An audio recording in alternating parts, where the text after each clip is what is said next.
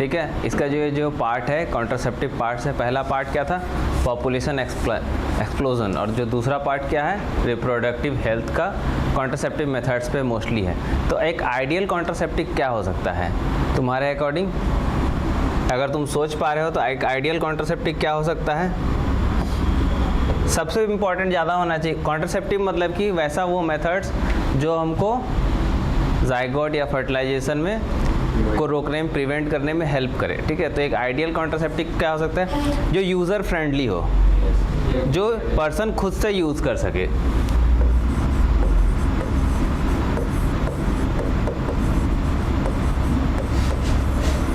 दूसरा क्या होना चाहिए? हाँ, मार्केट में इजीली अवेलेबल होना चाहिए, उसको ढूंढने के लिए अब दूसरा शहर नहीं जाना पड़े। ठीक, इजीली अवेलेबल होना चाहिए। और क्या होना चाहिए? इफ़ेक्टिव होना चाहिए। इफ़ेक्टिव किस वे में होना चाहिए? अगर तुम सोच पा रहे हो तो कौन सा 2 मेथड है जिसके ऊपर इफेक्टिव होना चाहिए? सबसे पहले कोई भी कॉन्ट्रासेप्टिव उसका कॉस्ट कम होना चाहिए। अगर वो बहुत ज़्यादा कॉस्टली होगा तो लोग उसको यूज़ नहीं करेंगे, और कम कॉस्ट में मेरे को ज़्यादा फंक्शनैलिटी, मतलब इफेक्टिव, उसका फंक्शन ज़्यादा, मतलब कि वो ज़्यादा हमारे लिए फंक्शनफुल हो। ठीक है, इतना पॉइंट्स है। दूसरा, अब अगर मैं अगर मैं कोई कॉन्ट्रासेप्टिव मेथड यूज़ कर रहा हूँ तो ऐसा नहीं हो कि अभी यूज़ किया तो 3-4 महीने के लिए अगला फर्टिलिटी के ऊपर इफेक्ट आए, तो रिवर्सिबिलिटी होना चाहिए। जितना अच्छा रिवर्सिबिलिटी उतना अच्छा कॉन्ट्रासेप्टिव, रिवर्सिबिलिटी। ठीक है, रिवर्सिबिलिटी। उसके बाद क्या होना चाहिए? लीस्ट या एकदम नो साइड इफेक्ट, लीस्ट या नो साइड इफेक्ट। और क्या होना चाहिए? देखो, यूज़र, कोई भी कॉन्ट्रासेप्टिव सबसे पहले यूज़र फ्रेंडली होना चाहिए। ठीक है, कॉस्ट इफेक्टिव होना चाहिए, इजीली अवेलेबल होना चाहिए मार्केट में, उस फर्टिलिटी को इफेक्ट ना करे और साइड इफेक्ट बॉडी को कम करे। ठीक है, इसके अलावा क्या है साइड, एक बहुत बड़ा फेनोमिना है अगर तुम देखो यहाँ पे, तो क्या कोई भी कॉन्ट्रासेप्टिव क्या होना चाहिए उसका, वो तुम्हारे सेक्सुअल डिज़ायर या परफॉर्मेंस को हैम्पर नहीं करे। सेक्सुअल डिज़ायर, डिज़ायर या drive, drive is performance and desire is urge to perform. ठीक है, इस दोनों चीज़ को हैम्पर नहीं होना चाहिए। अगर ये हैम्पर हो जा रहा है तो वो सही कॉन्ट्रासेप्टिव नहीं है। ठीक है, चलो आगे देखते हैं। अभी समय दूंगा मैं लिखने का आराम से। ठीक है, अगर मैं तुमको समझा दिया दोनों कॉन्ट्रासेप्टिव के बारे में, 2 तरह के कॉन्ट्रासेप्टिव होते हैं जैसे आपको पता है, अभी जो शुरुआत में पढ़ने वाले। एक हो गया नेचुरल, ठीक है, जैसे मतलब अगर ब्रॉड क्लासिफिकेशन में बात करूँ तो टेम्पररी कॉन्ट्रासेप्टिव्स और permanent contraceptives. Permanent is tubectomy and vasectomy, नसबंदी के जिसका कॉमन नेम लैंग्वेज में कहा जाता है। और जो टेम्पररी मेथड है उसमें क्या है, नेचुरल है, बैरियर है, केमिकल में अगर बात करूँ तो OCP है, जैसे ओरल कॉन्ट्रासेप्टिव पिल्स, या IUCD है, इंट्रा यूट्राइन डिवाइसेस लगा दे। ठीक है, तो अगर इन चारों में नेचुरल मेथड तो नेचुरल है भाई, तो कोई बात नहीं है। ठीक है, बैरियर मेथड है मेरे पास, ओरल कॉन्ट्रासेप्टिव है और IUCD है। ये 3 अगर लेम लैंग्वेज में बात करूँ तो अगर कपल, मान लो मेरे पास एक कपल है, 2 कपल हैं, एक दिल लिखा हूँ मतलब कि एक साथ रहते हैं। ठीक है, मैरिज हो गया इनका। ठीक है, 2 दिल 1 जान, अगर अरे यार sorry, wedding, this is wedding and this is after and this is before.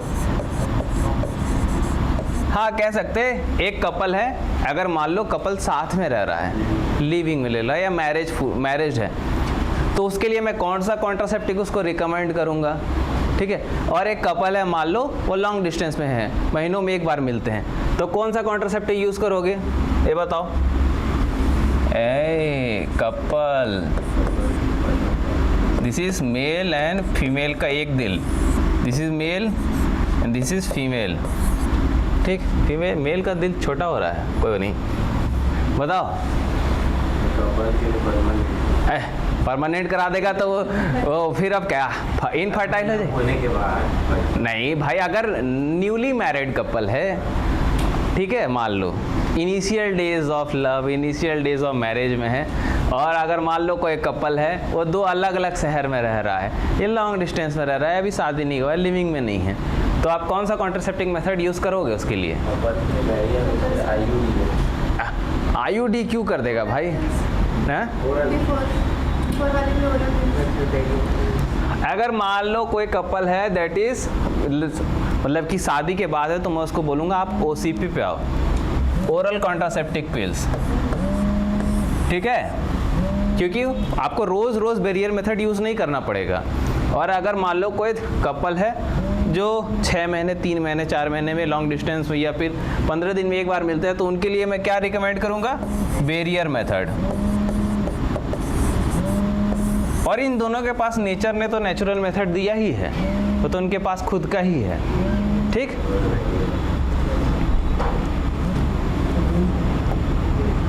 चलो आगे चलते हैं, एक आगे आ गया ना क्लासिफिकेशन। अभी जैसे मैं ब्रॉड क्लासिफिकेशन कराया मेथड्स का, पहले क्या बोला? एक है टेम्पररी,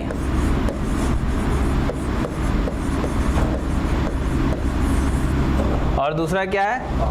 परमानेंट।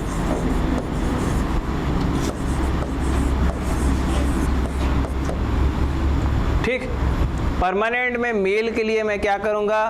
वासेक्टोमी, और फीमेल के लिए ट्यूबेक्टोमी। मैं ये फीमेल है तो इसके लिए क्या करूं? ट्यूबेक्टोमी। ट्यूबेक्टोमी बोलो या फिर उसको ट्यूबल लाइगेशन बोल दो, है ना, लाइगेट कर दिया मैं ट्यूब को। या नहीं तो मेल्स में क्या करूं? वैसेक्टोमी कर दूं, वासा डिफरेंशिया को कट करके लाइगेट कर देना, ठीक, समझे। टेम्पररी में क्या क्या ऑप्शंस है मेरे पास? सबसे पहला नेचुरल, जी नेचर ने हमको खुद से दिया है भाई, नेचुरल मेथड। सेकंड ऑप्शन क्या है हमारे पास जो हमने खुद से बनाया है? That is barrier method. Barrier method क्या होता है? बैरियर मेथड मतलब कि हम कोई केमिकल कुछ यूज़ नहीं कर रहे हैं अभी तक, फिजिक बाहर से जो भी सिस्टम है बाहर से ही हो रहा है, हम फिजिकली ओवम और स्पर्म को मीट नहीं करने दे रहे हैं, that is barrier method. Barrier मतलब कुछ बीच में बैरियर लगा दिए। और नेचुरल मतलब कि हमको समय का ध्यान रखना पड़ेगा, अभी डिटेल में बात करेंगे, ठीक है। उसके बाद क्या है मेरे पास? नहीं, अभी हमारे पास है that is estrogen plus progesterone का कॉन्ट्रासेप्टिव्स, जिसको हम मोस्टली कॉमन लैंग्वेज में OCP बोलते हैं, ओरल कॉन्ट्रासेप्टिव पिल्स। इसके अलावा अगर और डिटेल में जाए तो हमारे पास क्या होता है? प्रोजेस्टेरॉन कॉन्ट्रासेप्टिव पिल्स, सिर्फ जिसमें प्रोजेस्टेरॉन होते हैं, ठीक। और अगर डिटेल में जाओ तो हमारे पास क्या है? IUCDs नहीं बोल रहा हूँ, IUCDs का मतलब था intra uterine copper devices, IUD बोलना, इंट्रा यूट्राइन डिवाइसेस, जिसमें बहुत सारा होता है। कुछ ऐसे डिवाइसेस होते हैं जिसमें कॉपर नहीं होता है, दैट इज मल्टी लोड, ठीक है। तो IUDs, इंट्रा यूट्राइन डिवाइसेस, ठीक है। इसके अलावा एक और ऑप्शन है मेरे पास जो इन सब से अलग है, एक्चुअली में वो OCP भी है और एमरजेंसी कॉन्ट्रासेप्टिव भी, जिसको सहेली कहते हैं, दैट इज सेंट क्रोमेन। सहेली सरकार के द्वारा नाम दिया गया है, जिसका जो ड्रग कॉम्बिनेशन है उसको कहते हैं सेंट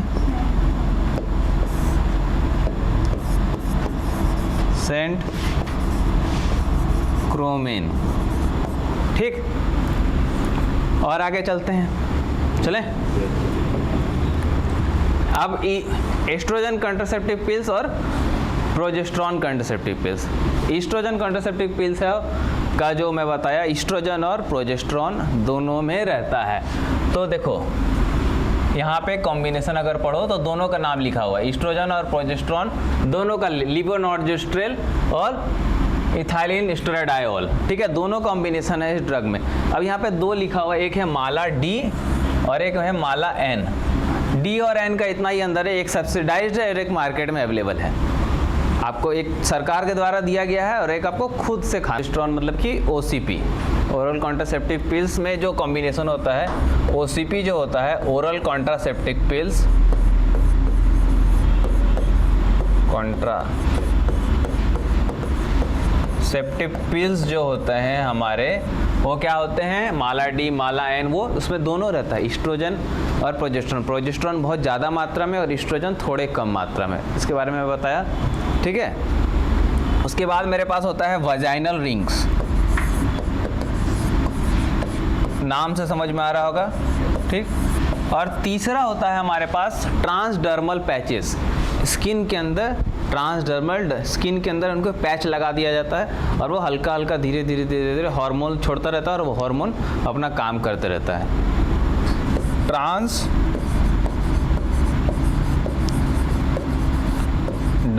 पैच, ठीक, पैच मतलब स्किन के अंदर थोड़ा सा लगा दिया जाता है। प्रोजेस्टेरॉन कॉन्ट्रासेप्टिव पिल्स जो है वो एक तरह का, मैं बोलूँ ये IUD की तरह भी काम करता है और नॉर्मल की तरह काम करता है। मिनी पिल्स आता है इसके छोटे छोटे, मिनी पिल्स मतलब कि इसमें ईस्ट्रोजन नहीं होता है। अब तुम हमसे क्वेश्चन पूछो भाई, पूछना चाहिए था तुमको कि ईस्ट्रोजन और प्रोजेस्टेरॉन कंबाइंड करके बनाए, अब प्रोजेस्टेरॉन अलग बनाए, ईस्ट्रोजन क्यों नहीं बनाए, सिर्फ ईस्ट्रोजन क्यों नहीं बनाए, सोचो। दूसरा नाम है यहाँ पे इम्प्लांट्स, अगर हम इम्प्लांट लगा दें, अब इम्प्लांट कैसा इम्प्लांट होगा, जैसे मेरीना आ जाएगा। मेरीना मतलब कि आप जो IUD लगाते हो अंदर, उसमें एक होता है IUCD, that is copper containing, और IUD दूसरा जो होता है मीरीना मल्टीनोड रहता है, उसमें सिर्फ प्रोजेस्टेरॉन का थेरेपी रहता है। तो ये ऐसा हो गया। और दूसरा हम क्या करें, इंजेक्शन दे दें, जो इंजेक्शन आता है उसको DMPA कहते हैं। अभी तो सरकार, अगर तुम PHC CHC वगैरह में जाओ, डिस्ट्रिक्ट हॉस्पिटल्स में जाओ, तो सबसे ज़्यादा रिकमेंडेड मेथड है ये यूज़ करने के लिए बोलती है, क्योंकि ये 3 मंथ्स के लिए आपको कोई दवा खाने की ज़रूरत नहीं, कुछ नहीं, एक बार इंजेक्शन लो, 3 मंथ तक आपका चांसेस बहुत कम है। ठीक,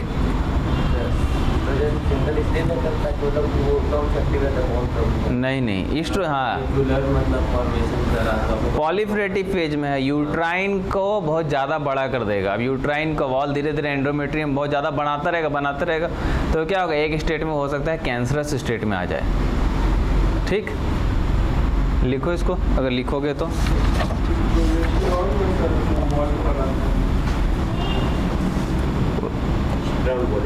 गलत नॉलेज नहीं प्लीज़। नेचुरल मेथड, ठीक है। अब देख लेते हैं इसको पहले, फिर लिखना। देखो पहला जो मेथड है मेरे पास, इसमें क्या है, नेचुरल मेथड, ठीक है। अब देखो, अगर नेचुरल मेथड में बात करूँ, कहाँ गया रे, हाँ, नेचुरल मेथड ने हमको, नेचुरल मेथड एक्चुअली क्या है, हमको बैरियर मेथड यूज़ करना चाहिए, लेकिन कुछ ऐसा सिचुएशन, कुछ ऐसा सिनेरियो आएगा जब तुम्हारे पास कोई ऑप्शंस नहीं है, तो हमारे पास नेचर है, लेकिन इसके लिए क्या है, नॉलेज होना चाहिए, सबसे ज़्यादा इम्पॉर्टेंट। तो चलो देख लेते हैं थोड़ा क्या बोलता है। नेचुरल मेथड जो बेस्ड है वो पूरी तुमको ओव्यूलेशन का टाइम का ज्ञान होना चाहिए कि किस समय, क्यों, क्योंकि टाइम ऑफ ओव्यूलेशन क्या होता है, अनसेफ हो जाता है। अनसेफ क्यों हो जाएगा, क्योंकि फर्टिलाइजेशन का चांसेस उस टाइम सबसे ज़्यादा है। तो natural method is based on the, अगर मैं यहाँ पे एक कनेक्टिंग ब्रिज बनाऊँ, क्या है, based on time of ovulation. अगर ओव्यूलेशन का समय पता है तो आप नेचुरल मेथड यूज़ कर सकते हो, ठीक है। नेचुरल में बहुत सारा मेथड है, बहुत सारे डिटेल्स मेथड है, लेकिन जो अभी डिस्कस कर रहे हैं वो ओव्यूलेशन का टाइम के। लेकिन इसको बताने से पहले मैं एक डिसएडवांटेज बताता। आप नेचुरल मेथड जो यूज़ करोगे उसका फेलियर का रेट बहुत ज़्यादा होगा हमेशा भी, ठीक है। दूसरा, आपको मोटिवेटेड रहना पड़ेगा, बहुत स्ट्रांगली मोटिवेट होना, सेक्सुअल डिजायर के अगेंस्ट जाके मोटिवेट होना पड़ेगा, ठीक है। डिसएडवांटेज एक तरह से ये सब है। डिसएडवांटेज क्या है, आपको मोटिवेट रहना पड़ेगा। और क्या दिक्कत होगा आपको भाई, फेलियर के चांसेस तो बढ़ेंगे, साथ साथ आपको टाइमली इंटरकोर्स करना पड़ेगा, इस अनसेफ पीरियड को हटा के।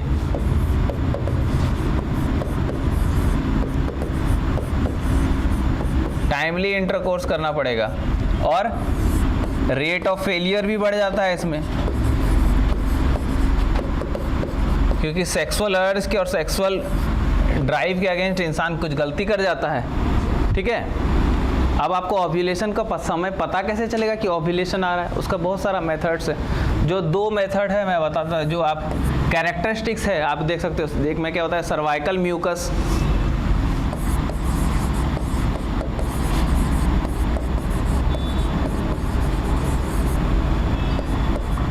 ठीक, एक हो गया सर्वाइकल म्यूकस और दूसरा हो गया, जब भी ओव्यूलेशन आएगा तो क्या होगा, बॉडी का टेम्परेचर बढ़ जाएगा, raised body temperature, basal body temperature BBT। Female का ओव्यूलेशन के समय में बेसल बॉडी टेम्परेचर बढ़ जाता है। बहुत ज़्यादा जटिल है इसको नापना, है ना। एक तरह से आपको बहुत ज़्यादा डीप एंड डेप्थ नॉलेज होना चाहिए सब्जेक्ट्स का, तब आप ये सब चीज़ों को गेस कर सकते हो। उसके बाद भी गलती हो सकता है ना। तो चलो, जो इसमें से सबसे पहला मेथड है नेचुरल में, जिसको कहते हैं रिदम मेथड या कैलेंडर मेथड। आपको पूरा कैलेंडर का ज्ञान होना चाहिए। कैलेंडर का ज्ञान क्या होना चाहिए कि उसको ओव्यूलेशन कब हो रहा है, based on A calendar method किसके ऊपर बेस्ड है, based on time of ovulation. अब टाइम ऑफ ओव्यूलेशन के आसपास आपको क्या करना है, सेक्सुअल इंटरकोर्स को अवॉइड करना है, ठीक है। मतलब एक पीरियड का गैप बनाना है। इसीलिए एनसीईआरटी इसको कहती है पीरियडिक एब्स्टेंस।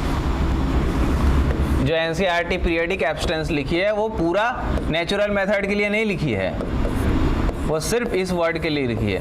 इसलिए एनसीईआरटी को समझने के लिए टीचर्स का यूज़ होता है। सिर्फ मैं अगर एनसीईआरटी पढ़ा दूँ तो तुमको कुछ समझ में नहीं आएगा, है ना। ये रिदम मेथड है based on time of ovulation. मतलब ओव्यूलेशन का जो समय है उस टाइम आपको एक गैप रखना है सेक्सुअल इंटरकोर्स का। मतलब आपको 2 चीज़ का पता होना चाहिए, कौन सा मेरा सेफ पीरियड और कौन सा अनसेफ पीरियड है, ठीक है। तो अगर मान लो कोई फीमेल है उसका साइकिल रेगुलर है। रेगुलर साइकिल कहने का मतलब कितने दिन का, 28 डेज का, ठीक। 28 डेज का साइकिल है उसका। तो अब मुझे क्या करना पड़ता है, हमेशा ओव्यूलेशन चेक करने के लिए क्या करना पड़ता है, साइकिल का जितना भी डे रहता है उससे माइनस कितना करना पड़ता है, 14 डेज, ठीक है। तो अब हिसाब से निकालो तो सेफ और क्या निकलेंगे, दूसरा टर्म अनसेफ। अनसेफ पीरियड जो होता है 10th से 17th डे होता है। साले स्टार्टिंग कहाँ आ रहा है, बीच में 10th है, स्टार्टिंग कहाँ हो रहा है, साइकिल के बीचों बीच आ रहा है ना। उसका 1 फरवरी से पीरियड साइकिल स्टार्ट हो रहा है, 28 को ख़त्म हो रहा है, तो ये तो बीच में 10 फरवरी से 17 फरवरी का डेट आया। लेकिन मैं यहाँ पे चलो एनसीईआरटी के अगेंस्ट एक लैंग्वेज लिख दे रहा है। एनसीईआरटी ब्रॉड स्पेक्ट्रम में लिख रहा है 8 से 19th डे, ठीक। अगर एग्ज़ाम में आएगा तो क्या लिखना है, 10th से 17th डे। नॉलेज के लिए तुम्हारा एग्जैक्टली ऐसा होता है।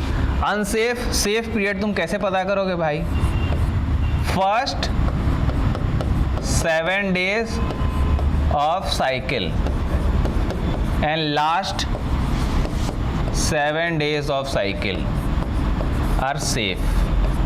तो इधर से ऐसा ही हो रहा है, देखो, फर्स्ट 7 लास्ट 7, है ना। First 7 and last 7 days of cycle. तो पीरियडिक एब्स्टेंस जो एनसीईआरटी वर्ड लिखता है, रिदम मेथड का मतलब कैलेंडर मेथड। कैलेंडर की डेट के अकॉर्डिंग हमको डेट्स याद रखना है। लेकिन ये भी इतना जटिल ऐसा लग रहा है ना। जटिल लग रहा है क्योंकि तुमको पूरा मोटिवेटेड रहना पड़ेगा। सेक्सुअल इंटरकोर्स इसी टाइम पे करना है, आपको समय का पता होना चाहिए, साइकिल का एग्जैक्ट डेट पता होना चाहिए। मतलब एक तरह का नोट्स बना के रखना पड़ेगा इसके लिए अलग से, तब आप इस मेथड को फॉलो कर सकते हैं, ठीक। अब मेरे पास है दूसरा है एनसीईआरटी के according, that is withdrawal method. और विड्रॉल में एनसीईआरटी एक साथ में जोड़ता है कोइटस इंटरपस। मतलब कि क्या करना है, आपको बीच में इंटरप्ट करना है। इंटरप्ट क्या करना पड़ेगा, पुराने मेथड में आपको क्या करना पड़ रहा था, ओवम और स्पर्म को मीट करने का बीच में एक पीरियड बनाना पड़ रहा था। यहाँ पे क्या करना पड़ना है, यहाँ भी एक तरह का रोकना ही है, लेकिन आपको एक बीच में, इंटरपस मतलब बीच, जब भी इंसेमिनेशन का टाइम आएगा, इंसेमिनेशन मतलब कि जब भी मेल का इजेक्शन होने वाला है, इजाकुलेशन होने वाला है पेनिस से, तो वो आपको क्या करना पड़ेगा, विथड्रॉ करना पड़ेगा अपने पेनिस को। किससे, वजाइना से। हाँ, इसके लिए अब ये नेचुरल मेथड है, लेकिन आपको हाईली मोटिवेटेड होना पड़ेगा इस प्रोसीड्योर को फॉलो करने के लिए। आजा, मैं आऊँ?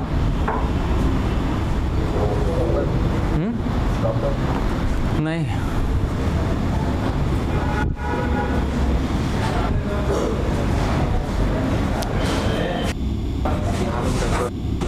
लग रहा है अभी लेकिन दर्द नहीं कर रहा। खाना खाया कुछ, गैस का टैबलेट खा लिया, एक पैंट ऑफ फट जाएगा, खाना नहीं खाया, पैंट ऑफ फट। ठीक है, कभी कभी क्या होता है, बल्जिंग ऑफ डायफ्राम में यहाँ पे ऊपर आ जाता है।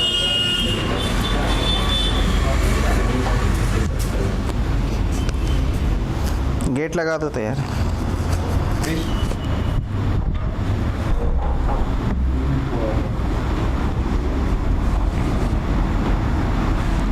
ठीक, चलो। विथड्रॉल मेथड या कोइटस इंटरकोर्स में आपको क्या करना पड़ेगा, हमेशा जो पेनिस है उसको इंसेमिनेशन को अवॉइड करना पड़ेगा। बाकी आप पूरा प्रोसेस करोगे बिना किसी मेथड के, बिना कुछ फिजिकल कांटेक्ट, उसी तरह से बनेगा। लेकिन इसमें क्या होगा, चांसेस क्या, किस चीज़ का बढ़ जाएगा, चांसेस फेलियर बहुत ज़्यादा होता है, फेलियर रेट बहुत ज़्यादा होता है। इसीलिए इस सबसे ज़्यादा देश में इमरजेंसी कॉन्ट्रासेप्टिव जो यूज़ होता है वो इसी मेथड के कारण। लोग सोचते हैं कि हम विड्रॉल कर लेंगे, लेकिन फॉल्ट हो जाता है, इसलिए फेलियर रेट इंक्रीज हो जाता है। ठीक, तो देखो अब जैसे मैं बताया रिदम मेथड में क्या हो रहा है, आपको पूरा साइकिल का नॉलेज होना चाहिए। अगर फीमेल का 28 दिन का जो नॉर्मल साइकिल है, जो नेचुरल मेथड में जो रिदम मेथड है, अगर आपको पता है फीमेल का साइकिल रेगुलर है, मीन्स 28 दिन का है, तो अब मैं आपको बता दिया डे 8 से डे 18 तक आपको अवॉइड करना है, पीरियोडिक एब्स्टिनेंस करना है। लेकिन अगर क्या होगा, अगर फीमेल का साइकिल मोस्टली भारत में अब इरेगुलर चल रहा है, ठीक है, बहुत सारे रीजन्स के कारण, बहुत सारों का रेगुलर है, बहुतों का इरेगुलर। जिसका रेगुलर है उनका तो ये मेथड है, ठीक है। अब जिनका इनरेगुलर है वो क्या करे, ठीक है, उनके लिए क्या है, जो लॉन्गेस्ट साइकिल होगा और शॉर्टेस्ट साइकिल होगा, उनको याद होना चाहिए उनके लाइफ का लॉन्गेस्ट साइकिल क्या है और शॉर्टेस्ट साइकिल क्या है। जो लॉन्गेस्ट साइकिल होगा उससे 18 डेज माइनस करना है, और जो शॉर्टेस्ट साइकिल है उससे 11 डेज माइनस करना है। इस दो पीरियड के बीच का जो समय आएगा वो अनसेफ होगा। लेकिन ये कितना कॉम्प्लिकेटेड होते जा रहा है, इसलिए भैया सरकार बोला आप लोग से नहीं होगा, हम आपको बैरियर मेथड देते हैं। लेकिन कुछ लोग हैं जो बोलते हैं कि नहीं, हमको नेचुरल मेथड ही फॉलो करना है, तो उसके लिए अब क्या करेगा, मार्केट में तिरुमाला मेथड है, ठीक है, ऑंगोकाइनेस थ्योरी के ऊपर तिरुमाला मेथड है। ये देखो सब कनेक्टेड है, ठीक है। ये विड्रॉल वाला तो पार्ट ही अलग है। रिदम को ही आगे अगर मैं बताऊं, किसी को अगर याद, गांव वगैरह एरिया में या अर्बन एरिया में क्या होगा, लोगों को ये रूरल एरिया में याद नहीं रह रहा है, मान लो उसका पीरियड कब आया था, क्या आया, तो ऐसा पूरा सिस्टम एक बीड की तरह, साइकिल का बीड है, साइक्लिक बीड्स है,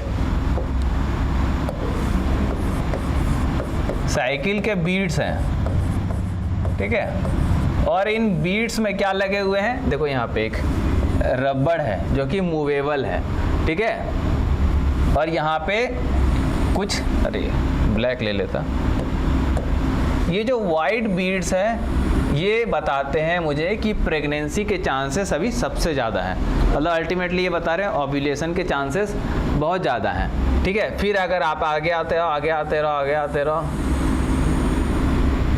ठीक, ऐसा चलो तो अब मुझे अवॉइड ही करना है इस रीजन में, मतलब क्या है, रिदम मेथड से देखें तो ओव्यूलेशन का समय अब निकट आ गया, अब मुझे अवॉइड करना है। ठीक है, जैसे जैसे अगर मान लो तुम्हारा साइकिल फर्स्ट डे को आया तो इस रेड बीड को उससे आगे बढ़ाना है, आगे बढ़ाना, आगे बढ़ाना, आगे बढ़ाना, ठीक। और ये ब्राउन बीड क्या बताता है मुझे, सेफ पीरियड। जब ये रबड़ ब्राउन में रहेगा तो मेरे को समझना है कि अभी सेफ है, और ये जो रबड़ वाइट में रहेगा अनसेफ है। ठीक है, साइकिल बीड या तिरुमाला मेथड क्या कहता है, एक ऐसा साइक्लिक बीड देता है, इसके ऊपर एक रबड़ रहता है। ठीक है, अब इस रबड़ को जैसे जैसे डे बढ़ते जा रहा है, आपको सुबह उठ के रबड़ को एक आगे कर देना, एक आगे कर देना, एक आगे कर देना है। ठीक है, तो जब आप आगे जाते जाओगे, ये रबड़ जब वाइट में आ गया तो क्या करना पड़ेगा, अवॉइड करना पड़ेगा इंटरकोर्स। और जब ये रबड़ ब्राउन में आ गया तब आप फिट एंड फाइन हो इंटरकोर्स करने के लिए। ठीक, उसके बाद और मेथड है, तिरुमाला के बाद है मेरे पास बिलिंग्स मेथड। ठीक है, ये भी फीमेल खुद से कर सकती है। 2 हार्मोन्स होता है बॉडी में, फीमेल में जो मोस्टली हार्मोन्स है जिसके ऊपर ये पूरा अभी चैप्टर चल रहा है, that is estrogen and progesterone. ठीक है, एस्ट्रोजन साइकिल के शुरुआती डेज में आता है, और प्रोजेस्टेरॉन साइकिल के लास्ट के डेज, मतलब फर्स्ट 14 डेज। फर्स्ट हाफ क्या होता है एस्ट्रोजन का और सेकेंड हाफ प्रोजेस्टेरॉन का। तो फर्स्ट हाफ के पीक में आने की वजह से ओव्यूलेशन हो रहा है। ठीक है, तो सर्वाइकल का एक म्यूकस होता है। ठीक है, प्रोजेस्टेरॉन जब भी पीक पे रहेगा, जब भी प्रोजेस्टेरॉन पीक पे रहेगा तो सर्वाइकल म्यूकस क्या रहेगा, थीन रहेगा। जब भी प्रोजेस्टेरॉन पीक पे रहेगा तो सर्वाइकल म्यूकस ठीक रहेगा। ये क्या रहेगा, 1 मिनट। ठीक है, थीन रहेगा तो क्या रहेगा, वाटरी रहेगा, और बहुत ज़्यादा क्या रहेगा, एबंडेंट रहेगा। समझ गए तीनों वर्ड का मतलब। और ये स्कैंटी रहेगा। 2 वर्ड आपको समझना पड़ेगा। ठीक, स्कैंटी के साथ क्या हो जाएगा, वो विस्कस हो जाएगा।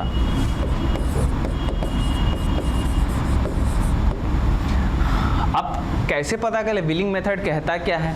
बिलिंग मेथड कहता है कि जब भी एस्ट्रोजन बॉडी में बढ़ेगा तो उसका जो सर्वाइकल म्यूकस रहेगा वो थीन रहेगा, वाटरी रहेगा। जब प्रोजेस्टेरॉन बढ़ेगा तो थिक रहेगा, और थिक मतलब क्या, मैं लेम लैंग्वेज में सर्वाइकल म्यूकस को क्या करना है, प्रोसीड्यूर बताता है। क्या करना पड़ेगा, उसको डेली बेड में सुबह उठने से पहले टिश्यू पेपर से सर्वाइकल म्यूकस को वजाइना से कलेक्ट करना पड़ेगा। ठीक है, जब वो सर्वाइकल म्यूकस को वजाइना से कलेक्ट करेगी तो क्या रहेगा, वो जो म्यूकस है उसको क्या करना है, फिंगर में लेना है।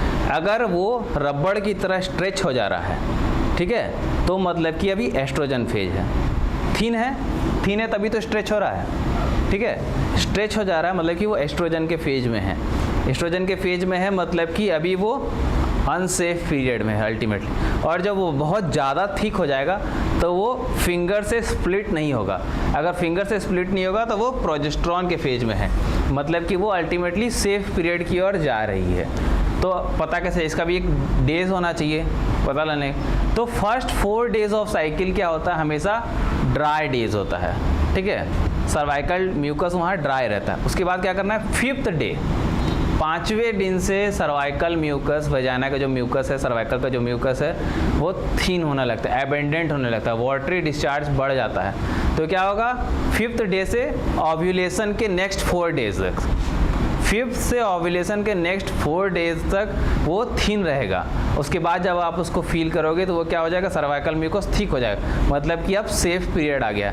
जब वो थीन है सर्वाइकल म्यूकस, सुबह टच करना है। जब सर्वाइकल म्यूकस थीन है मतलब कि वो अनसेफ है, जब थिक है तो वो सेफ है। That is Billings method. ठीक, लिख दे हूँ यहाँ पे, मॉर्निंग रूटीन में आपको टिश्यू पेपर से क्या करना पड़ेगा, टिश्यू पेपर यूज़ करना पड़ेगा। जब वो बेड पे है तभी ही, जब वो बेड पे है तभी टिश्यू पेपर यूज़ करो, और उसको फिर फिंगर से स्प्लिट करो, स्प्लिट विथ फिंगर्स।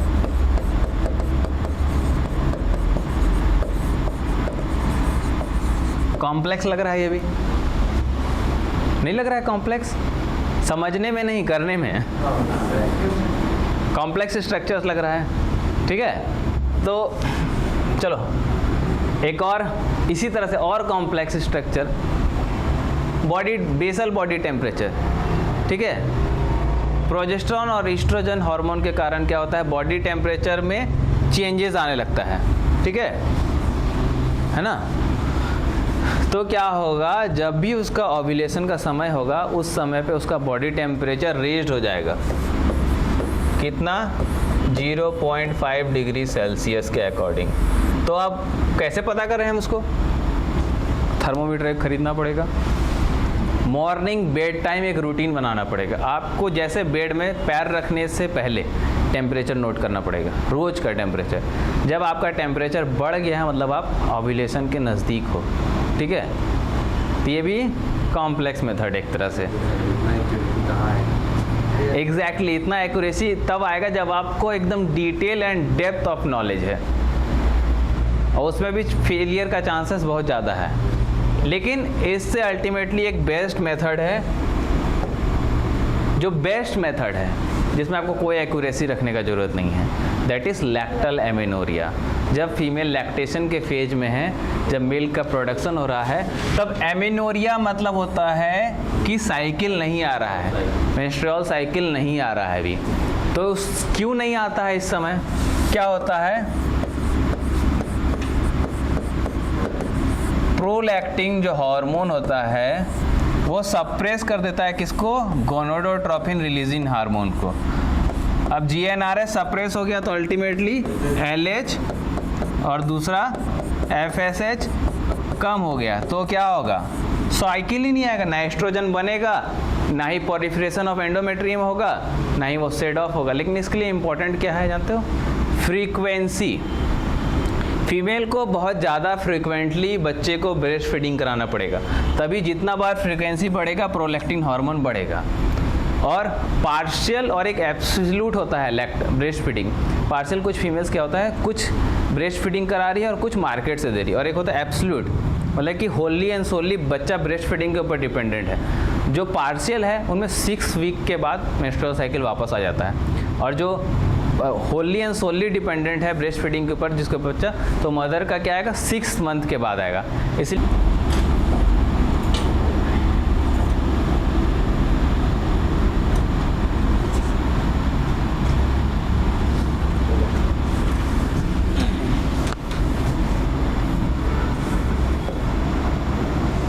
ठीक, देखो बैरियर मेथड में अल्टीमेटली क्या करना पड़ेगा मुझे, हाँ देखो क्या बैरियर मेथड्स में मुझे अल्टीमेटली क्या करना पड़ेगा, फिजिकली स्पर्म और ओवम को का मीट को रोकना पड़ेगा।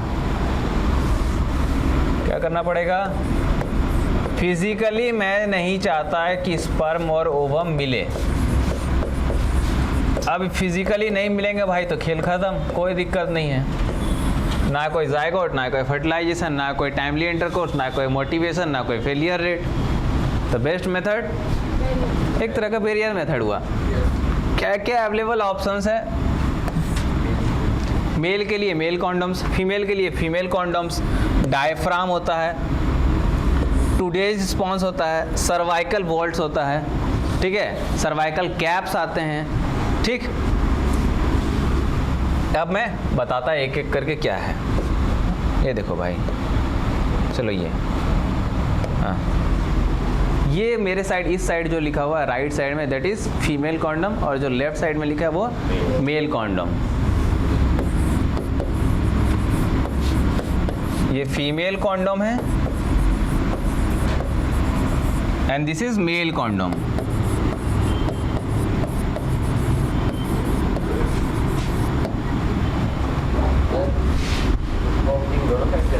अरे ओपनिंग नहीं है तो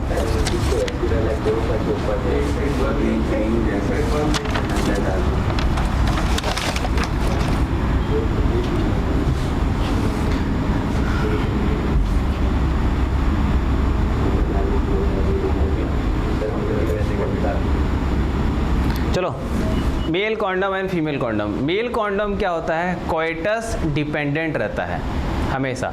कोइटस डिपेंडेंट मतलब कि पेनिस को हमेशा एरेक्ट फॉर्म में रहना पड़ेगा डालने के लिए, दैट इज कोइटस डिपेंडेंट। और फीमेल कॉन्डम के साथ ये चीज़ नहीं है, दिस इज कोइटस इंडिपेंडेंट।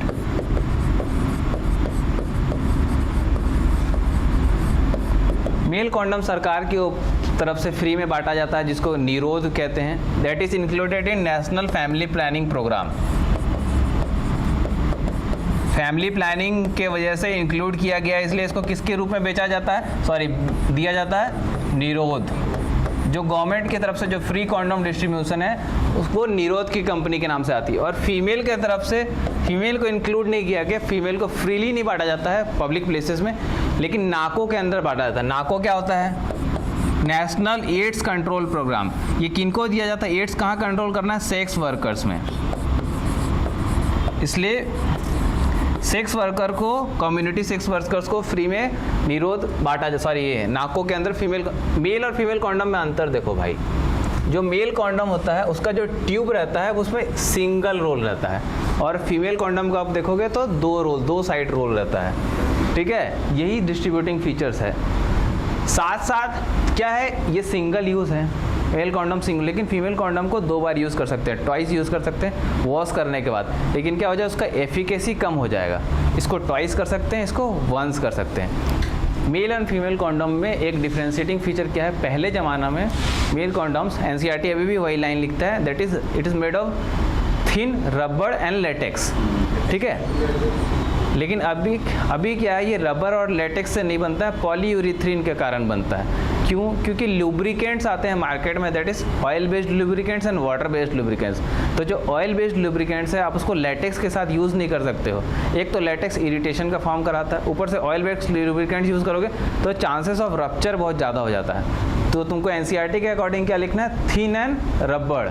जो कॉन्डम्स होता है थिन एंड रबड़ का बना रहता है, लेकिन अभी नॉलेज के हिसाब से अब वो नहीं है, अब पॉलीयूरेथ्रीन के कारण कॉन्डम्स बनते हैं। ठीक, जो स्मेल, फ्रेगनेंस।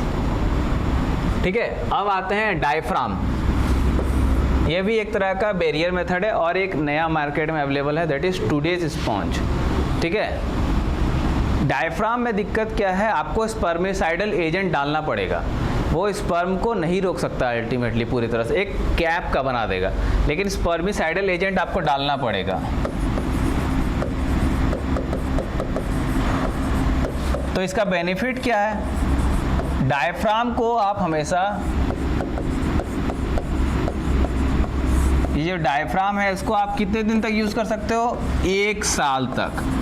1 साल तक use, wash, dry, then again use. ठीक है, लेकिन बस आपको इसमें स्पर्मिसाइडल एजेंट्स डालना पड़ेगा, that is of tablet, gel, form, बहुत सारे फॉर्म में आते हैं। अब है today's sponge. Today's sponge nonoxynol लाइन का बना हुआ। टुडेज स्पॉन्ज का खासियत क्या है, अगर किसी को, बात सुनो मेरा, अगर किसी को मल्टीपल इंटरकोर्स करना है 24 आवर्स के अंदर और मेल पार्टनर को मेल कॉन्डम यूज़ नहीं करना है, तो क्या कर सकते हैं, वो टुडेज स्पॉन्ज यूज़ कर सकते हैं। Up to 24 hours they can go for as number of as intercourse they want. इसका वैलिडिटी कितना है, अगर आप इसको एक बार इंसर्ट करते हो तो 24 आवर्स में आप क्या यूज़ कर सकते हो, मल्टीपल इंटरकोर्स। इसीलिए उन पार्टनर्स को, जब मैं सबसे पहले बोला, क्या बोला था सबसे पहले लेक्चर्स की स्टार्टिंग में, कि अगर कोई लीग में है या मैरिड कपल है, इनिशियल डेज है, तो ओसीपी यूज़ करने के लिए। लेकिन अगर कोई लॉन्ग डिस्टेंस में कपल है या फिर दूसरे सिटीज़ में या दूसरे जगह में, तो उनको क्या कहूँगा मैं रिलेशनशिप में, तो either go for male condoms और other than that you can go for today's sponge. ठीक है, तो रीजन्स तो सबको समझ में आ रहा है। ठीक, लेकिन एक फ़ायदा है हमेशा बैरियर मेथड में मेल कॉन्डम्स का, कि वो आपको HIV से प्रोटेक्ट कराता है। बाकी कोई आपको उतना ज़्यादा HIV से प्रोटेक्ट नहीं कराएगा जितना मेल कॉन्डम्स आपको प्रोटेक्ट करेंगे। ठीक है, क्यों? क्योंकि इन सब में अल्टीमेटली हल्का फुल्का बॉडी फ्लूइड का ट्रांसफ़र हो रहा है, इंजरी हो सकता है, तो क्या हो सकता है, एड्स का ट्रांसफ़र, HIV का ट्रांसफ़र का चांसेस ज़्यादा है। ठीक, स्पर्मिसाइडल एजेंट्स कुछ तरह के हैं, दैट इज़ फोम,